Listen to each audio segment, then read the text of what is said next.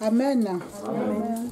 Bien-aimés dans le Seigneur, bonjour. Bonjour. Nous sommes dans la joie et d'être avec vous en ce jour. Nous sommes dans la joie d'être devant vous dans la maison de l'Éternel. Nous sommes heureuses pour ce privilège que le Seigneur nous fait en ce jour de parler de sa part.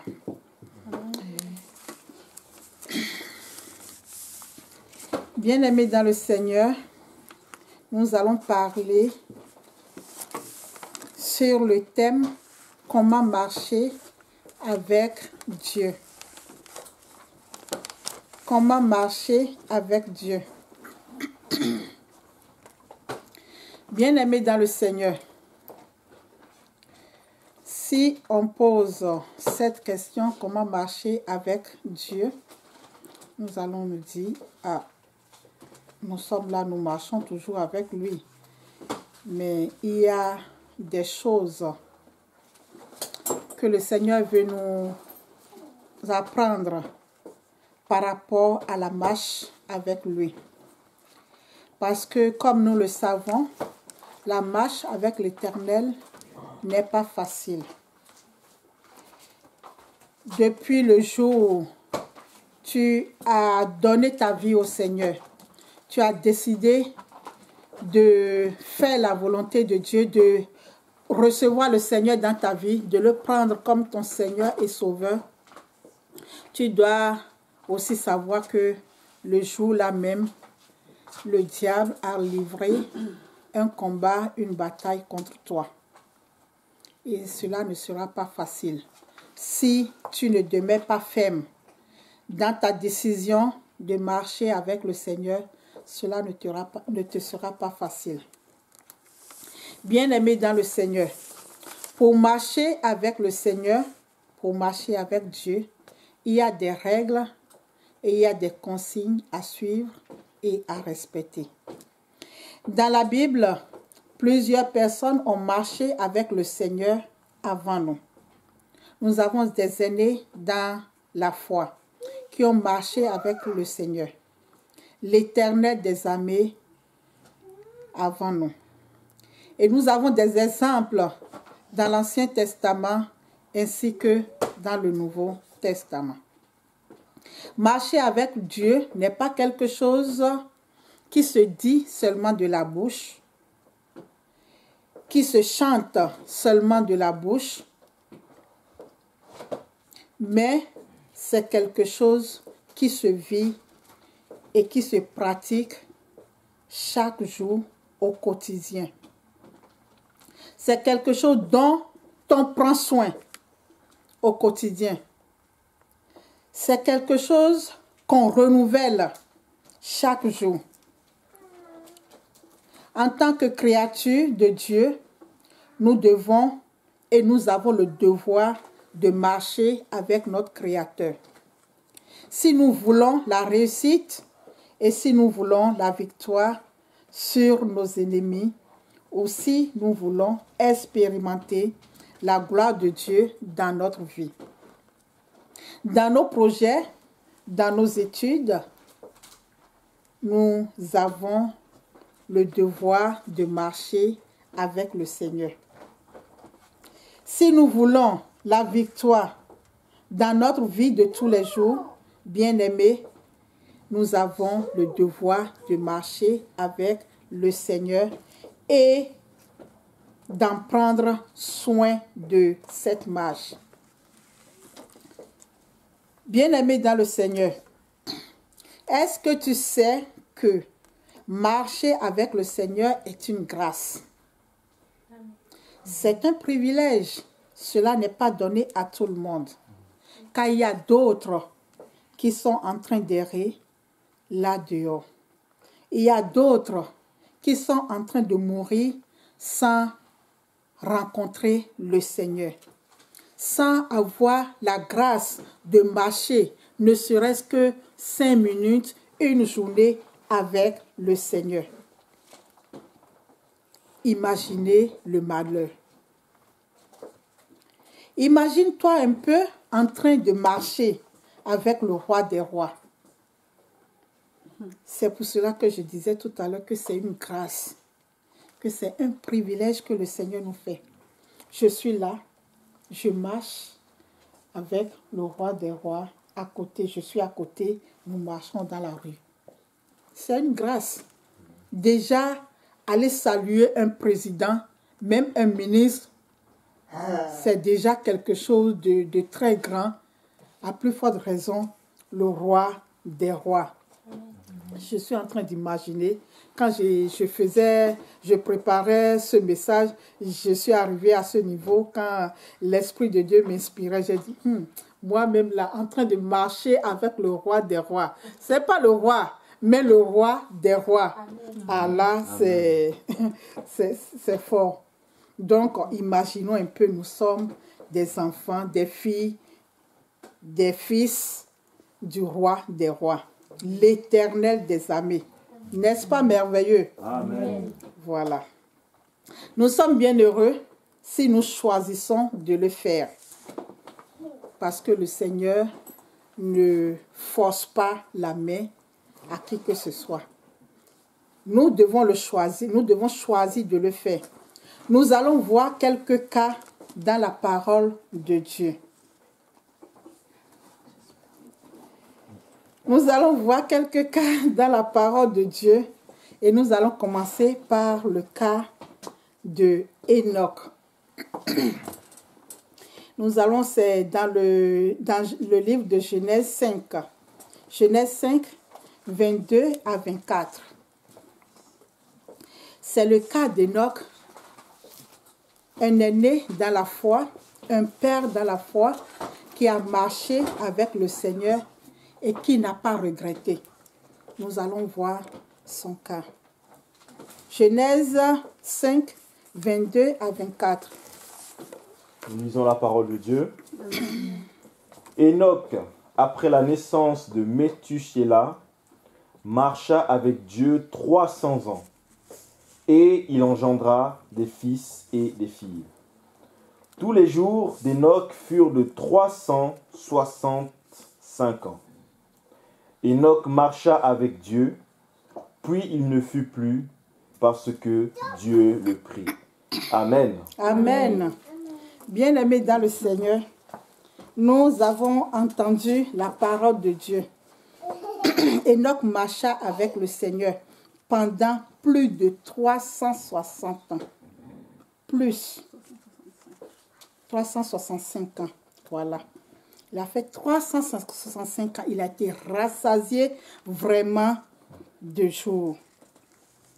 Bien-aimés dans le Seigneur, beaucoup d'années, Enoch a été rassasié de beaucoup d'années. 365 ans. Et il n'a pas connu la mort. Dans ta marche avec le Seigneur, tu as besoin de la foi pour marcher avec le Seigneur. Tu dois bannir le doute, car le doute est le contraire de la foi. Tu ne peux pas marcher avec le Seigneur dans le doute. Tu ne peux pas marcher avec le Seigneur et douter de sa parole. Bien-aimé, si tu dois douter de la parole de Dieu, chaque fois que tu es confronté à une situation difficile, compliquée, alors tu n'es pas digne de ce grand Dieu. Parce que notre Dieu, c'est un Dieu en qui nous devons placer notre confiance. Il est digne de notre confiance. Et si nous voulons ou si nous décidons de marcher avec lui et que nous ne pouvons pas lui faire confiance, alors laissons tomber. Avec Dieu, c'est la confiance totale. Parce que si tu laisses le doute infiltrer ton cœur, alors tu laisses la place à un autre, au père du mensonge. Dans la Bible, il n'y a aucun passage qui nous dit que dès que tu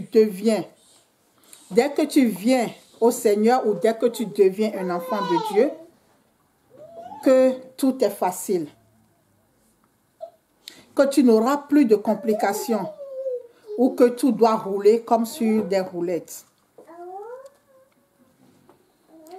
Mais tu dois savoir une chose, dans ces complications, dans ces difficultés que tu rencontreras dans ta marche avec le Seigneur, il y a une promesse que le Seigneur nous a faite.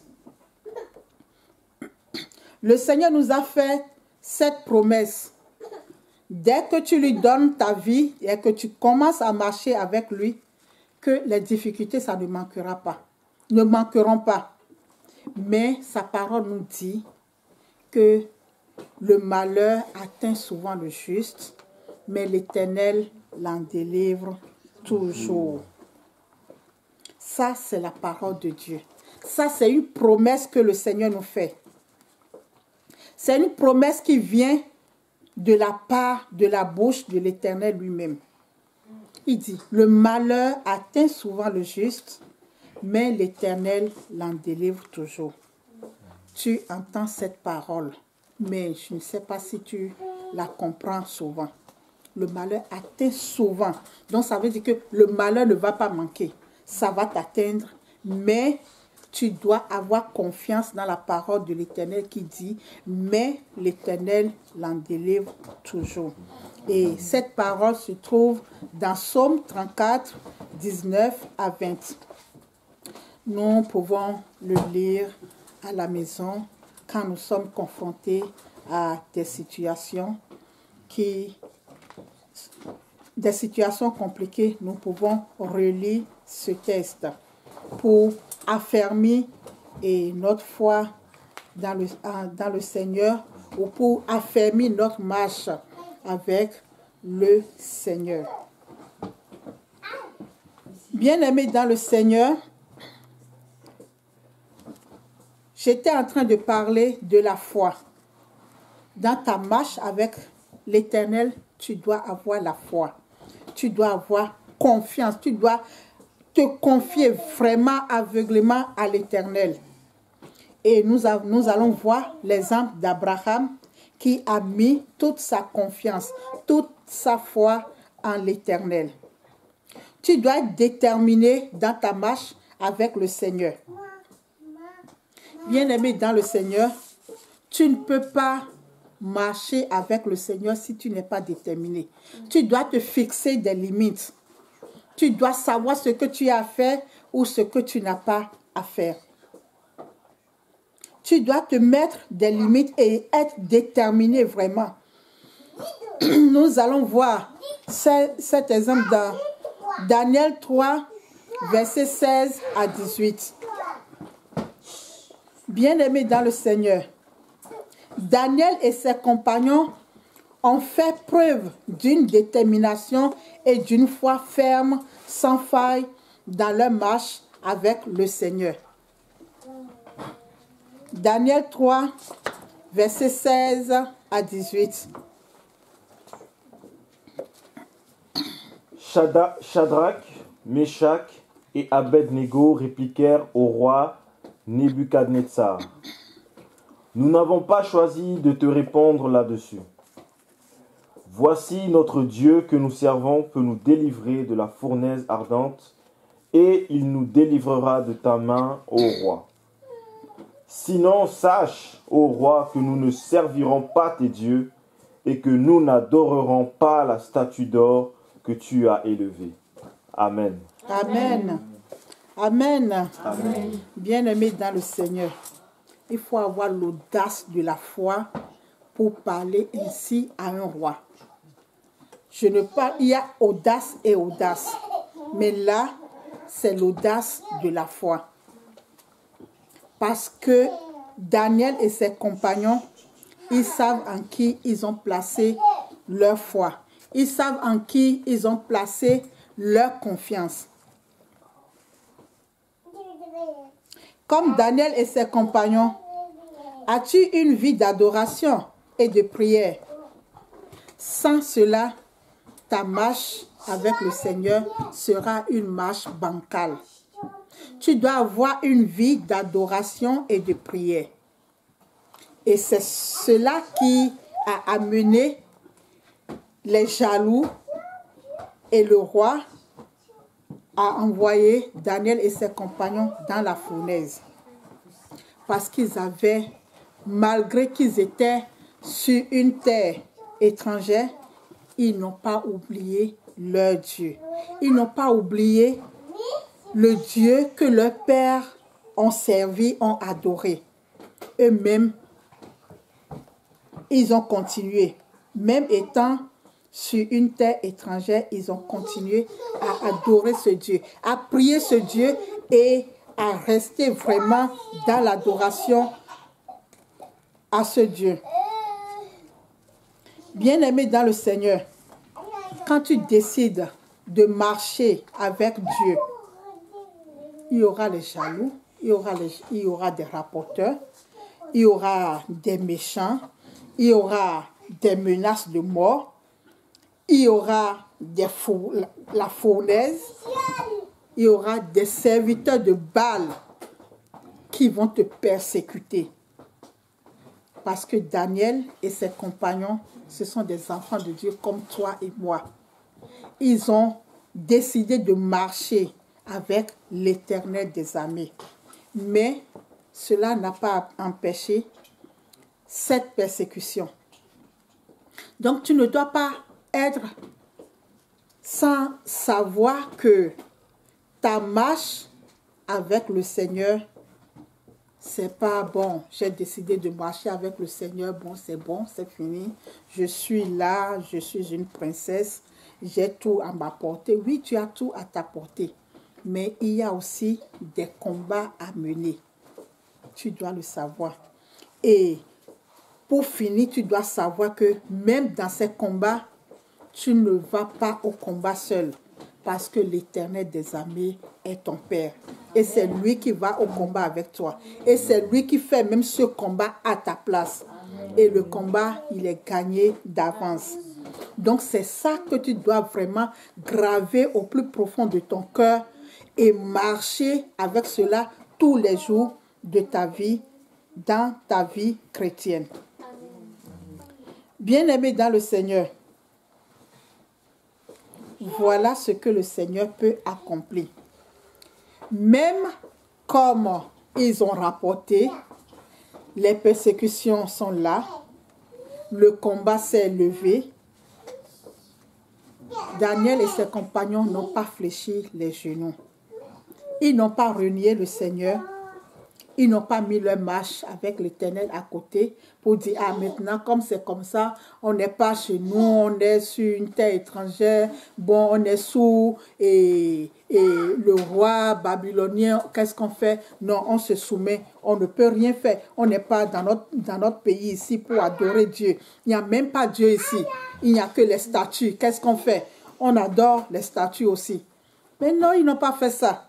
Malgré qu'ils sont à l'étranger et malgré qu'ils sont menacés, ils ont tenu ferme jusqu'au bout. Même quand ils ont été menacés qu'on les jette dans la fournaise, ils sont restés fermes. Leur foi n'a pas été ébranlée par ces menaces. On les a jetés, mais le Seigneur les a délivrés. Et après leur délivrance, la parole de Dieu nous dit que même le roi a été touché par la foi de ces quatre personnes, de ces 4 hommes, Daniel et ses 3 compagnons. Le roi a été touché. Là, nous n'allons pas le lire, c'est dans Daniel 3, 28 à 30. Le roi a été touché et le roi a décidé que dans tout le pays, que ça sera le Seigneur, le Dieu de Daniel et de ses compagnons que tout le monde adorera.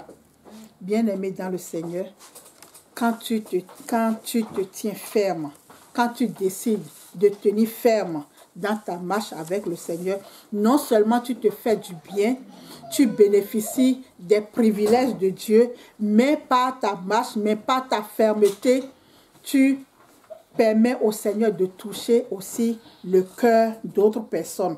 C'est pour cela que je disais pour commencer que la marche avec Dieu, ce n'est pas seulement dans la bouche.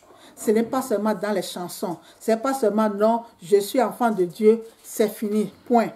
Mais c'est le comportement. Et c'est dans ton comportement que les autres, que ceux qui t'entourent, là où tu travailles, le quartier dans lequel tu es, là où tu vas souvent, les gens te regarderont et diront, ah, cette fille, cette femme, ce garçon, cet homme, non, c'est un enfant de Dieu, son comportement est différent. La manière dont il agit, c'est différent. La manière dont il répond, c'est différent. Il a le respect, il a ceci, il a ceci. Et les gens vont commencer à témoigner de ton comportement. Ils vont dire, mais ça, ce n'est pas n'importe qui, parce qu'il a toutes les qualités. Ce n'est pas n'importe qui, elle a toutes les qualités. C'est comme ça la marche avec le Seigneur. La marche avec le Seigneur, c'est le comportement. C'est le savoir-être. Ça dépasse même cela. Ce n'est pas seulement les paroles, ce n'est pas seulement la bouche ou la chanson. Bien-aimés dans le Seigneur, voilà ce que le Seigneur peut accomplir dans la vie de ses enfants qui marchent sincèrement avec lui. Parce qu'il faut être sincère. Prenons le cas de Esther et son oncle Mardoché, qui, même étant eux aussi sur une terre étrangère à Babylone, ils n'ont pas renié leur Dieu. Ils n'ont pas arrêté de prendre l'Éternel comme leur seul Dieu, malgré les divinités et le style de vie des Babyloniens. Malgré cela, Esther et son oncle sont restés fermes dans leur marche avec l'Éternel. Et comme Esther et Mardoché, dans ta marche avec le Seigneur, si tu veux l'élévation, si tu veux la délivrance de ton peuple, de ta famille, de ta vie, de tout ce que tu aimes, tu dois te mettre dans le jeûne. Tu dois te mettre dans la prière, sincère. Tu dois être sincère avec ton Dieu et placer toute ta confiance en lui.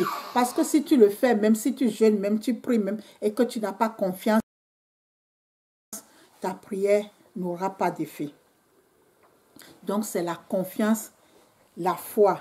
Quand on parle de la foi, on parle de la confiance. C'est les deux choses-là qui sont mises en avant.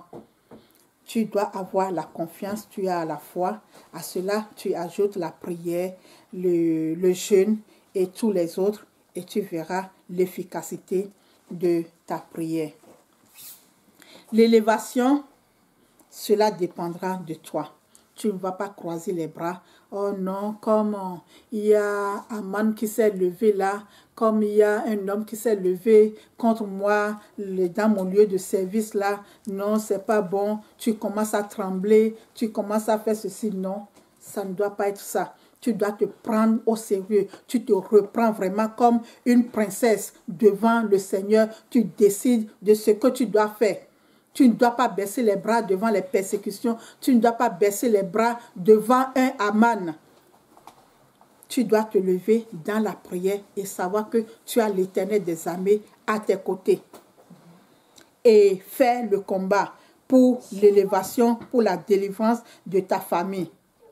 Bien-aimé dans le Seigneur, c'est toi qui veux la faveur de l'Éternel, n'est-ce pas?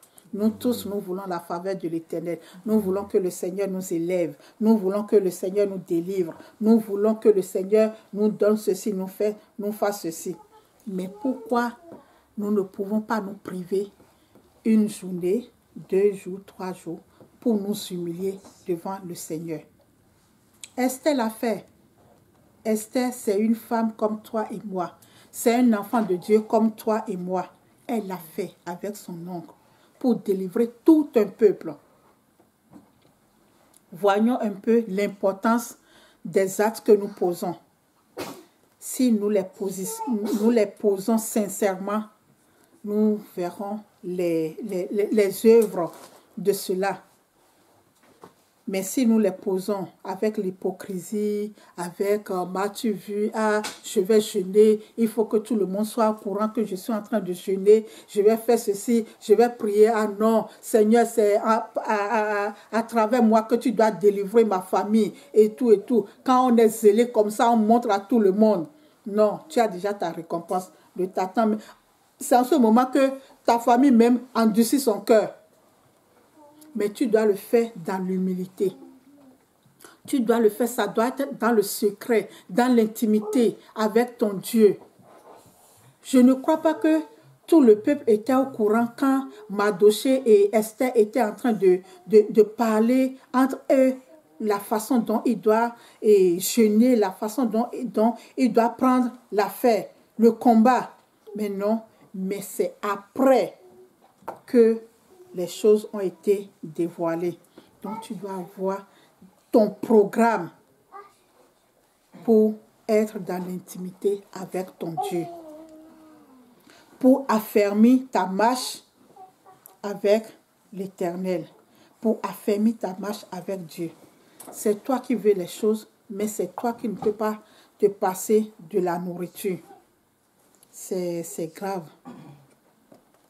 Avoir le zèle et le désir d'œuvrer dans la maison de l'Éternel et pour l'Éternel. Les gens l'ont fait. Et les gens ont continué à le faire. Le désir, quand tu te mets dans le travail de Dieu, dans l'œuvre de Dieu, la manière dont tu le fais, comment tu le fais, si tu le fais sincèrement, malgré l'opposition, malgré l'agression, tu es là, tu es zélé, tu as le désir, tu as ce feu qui brûle en toi pour faire l'œuvre de Dieu. Là, tu auras la victoire. Et nous avons les âmes de Esdras et de Néhémie qui sont partis pour relever les murailles de la maison de l'Éternel. Josué aussi l'a fait. Depuis le temps de Moïse, Josué a toujours fait preuve de courage, de détermination, d'humilité et de confiance dans sa marche avec l'Éternel. Josué ne s'est pas caché derrière Moïse, mais Josué, lui aussi, il marchait avec l'Éternel pour dire que le salut, il est personnel. Ce n'est pas parce que, non, et maman est là, c'est une servante de Dieu, elle croit en Dieu, c'est un enfant de Dieu. Ah non, moi je peux faire ce que je veux parce que la foi de maman va me sauver. Et non, la foi, le salut, il est personnel. Donc, ne regarde pas à qui que ce soit dans la maison de Dieu, à qui que ce soit dans ta famille pour te confier à l'Éternel. Confie-toi à l'Éternel et fais ce que l'Esprit de Dieu te demande de le faire dans l'humilité et dans la confiance avec l'Éternel. Et l'Éternel, c'est lui qui regarde le cœur. L'Éternel qui regarde le cœur, en retour, a confié la direction de son peuple à Josué, après Moïse.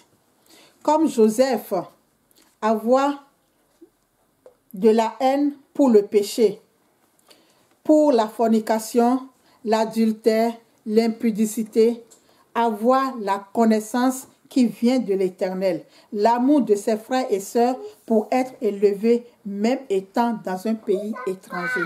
Bien aimé, le Seigneur aime élever ses enfants à l'étranger. Ne pensons pas que c'est pas parce qu'on n'est pas chez nous, on doit vivre dans la misère, on doit supporter tout, on doit se soumettre à tout. Non. Le Seigneur est là et il nous voit. Le Seigneur a fait pour beaucoup d'autres personnes. Pourquoi pas à toi et moi? Le Seigneur a élevé Joseph. Voilà ce que le Seigneur peut faire dans ta vie quand tu marches sincèrement avec lui. Paul aussi l'a fait. Paul a demeuré ferme dans sa marche avec le Seigneur, malgré malgré tout ce à quoi il a été exposé durant sa mission, la nudité, la faim, la persécution, la bastonnade, la prison et même la mort, il n'a pas renié le Seigneur et il a été récompensé avec la couronne de gloire.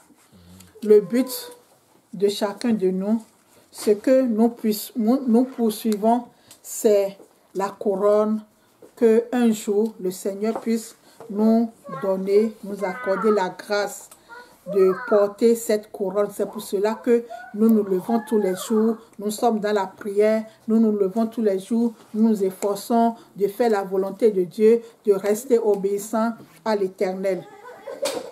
Bien-aimés dans le Seigneur Jésus lui-même, malgré qu'il est Dieu, n'a rien fait de lui-même. Il a marché avec son Père en toutes choses.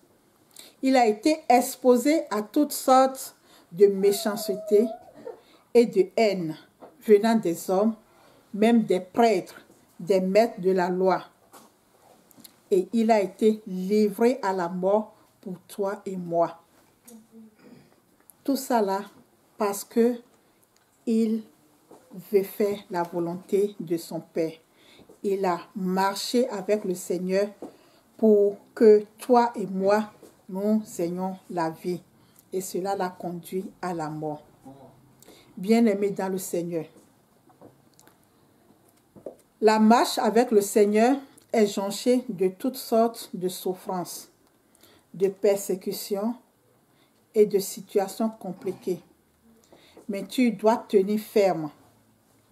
Le Seigneur, en cette soirée, t'encourage à tenir ferme, de ne pas baisser les bras, de toujours continuer à prier, de demander le secours, car de toi-même, tu ne peux pas le faire. Tu seras découragé. Il y aura des situations, des amis, des copains, des camarades qui vont chercher à te décourager. Même dans ta famille, ne te décourage pas. Quel qu'en soit ce que tu es en train de demander à l'Éternel, que tu n'as pas encore eu. Ce que tu es en train de faire comme projet, qui n'a pas encore trouvé de vie, continue à marcher avec le Seigneur. Continue à tout confier entre les mains de l'Éternel, car cela s'accomplira certainement. C'est la parole de Dieu qui nous le dit. Tu dois tenir ferme, tout en sachant que personne ne marche avec le Seigneur, l'Éternel des armées, et demeure dans la honte. Tu ne vas pas demeurer dans la honte. Le Seigneur ôtera la honte. Le Seigneur te donnera la victoire. Amen. Il y a de la joie et du bonheur à marcher avec le Seigneur. Bien-aimés, nous sommes heureux. Nous sommes heureux. Plusieurs sont des ministres, des grands qui sont dans le monde, qui n'ont pas choisi de marcher avec le Seigneur. Mais allez voir leur vie. Dans la journée, ils sont là. Vous pensez qu'ils sont dans les grosses voitures, ils sont dans les affaires à la tête des choses. Vous pensez qu'ils ont une vie facile, mais ils n'ont pas de vie facile. La nuit, ils sont menacés, ils sont maltraités, car ils sont entrés dans des alliances compliquées. Mais toi et moi, nous sommes entrés dans l'alliance avec l'Éternel des armées. Quel bonheur! C'est un bonheur, c'est une grâce que nous ne devons pas négliger. C'est pour cela que je disais tout à l'heure qu'il y a de la joie et du bonheur. Même quand tu n'as rien, tu remercies le Seigneur. Le Seigneur remplit ton cœur de la joie. Le Seigneur remplit ton cœur de joie, remplit ton cœur de bonheur. Tu es en paix parce que tu sais que maintenant, ce matin, je n'ai rien. Mais avant que midi ne sonne, le Seigneur fera quelque chose. C'est ça notre force. C'est ça la force de ceux qui se confient en l'Éternel, de ceux qui marchent avec le Seigneur. C'est ça leur force.